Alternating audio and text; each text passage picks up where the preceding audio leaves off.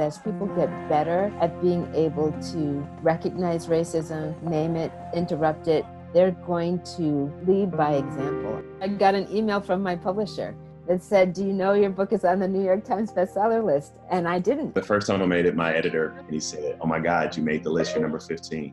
Out of tragedy, some hope. Sales of books on anti-racism and social justice skyrocketing immediately following George Floyd's death. But it makes me sad that that the social context is such that we are living at a time when people are having to really educate themselves because so much bad stuff is happening in the world. Beverly Daniel Tatum's book first came out 23 years ago. Still, it wasn't until this month that it became a bestseller. I wish that we had this reckoning and eye-opening decades ago. 2 weeks after its release, Bakari Sellers' memoir, My Vanishing Country, made it to the New York Times bestseller list. I'm very hopeful that this turns into a movement and not a moment.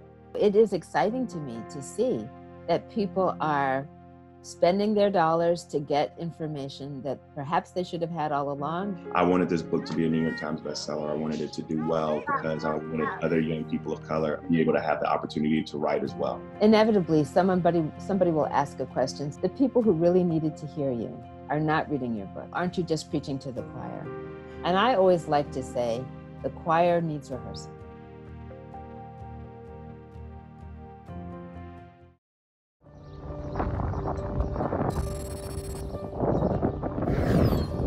The way I cope is running for others.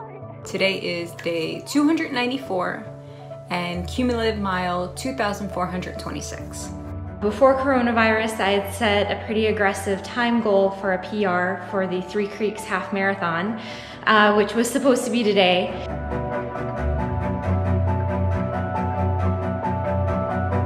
I totally talk to my cats now, so that's fun. Running it for me is my mental health, more so than for fitness.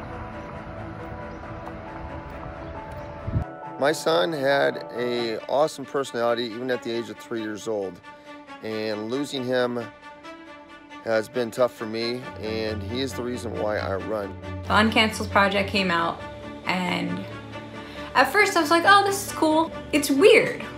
A virtual little square motivated me a lot. I even made myself a fancy little bib. Erin Trail Inaugural Half Marathon #1. On your mark. 3, 2, 1, go. Go get them. When I go out and sketch names for others, it helps keep my son's memory alive. This guy spelled hope. I wanted to do this. I was a little jealous. So I found out how they did it, and then I absolutely went out and did it myself. Everyone is just like, great job, check your pace, awesome. They're so supportive. It's awesome.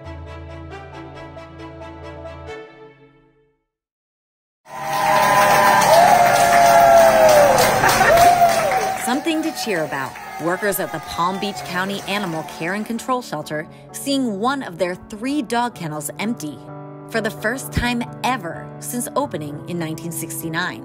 As we shelter in place, pet shelters around the U.S. can't seem to foster out pets fast enough. At the Bide a Wee shelter in New York City, even more empty cages. We are so thankful for the outpouring, but we don't have that many animals left in our shelter. 24 Pet Watch, a global pet insurance company, using data from 1,200 animal shelters it serves, says fostering increased 50% since mid-March. Good morning. These 3 lab mix puppies are among the nearly 600 newly adopted pets since March from the Wisconsin Humane Society. And in central Michigan, Alexandra Sharp says she thinks she wants to adopt her new foster friend. I feel like she brings a lot of joy to the house during a time, that's really difficult for everyone. And that's why shelter officials say they thoroughly vet all potential adopters. This is a lifelong commitment. We are there also for people, to help along the way.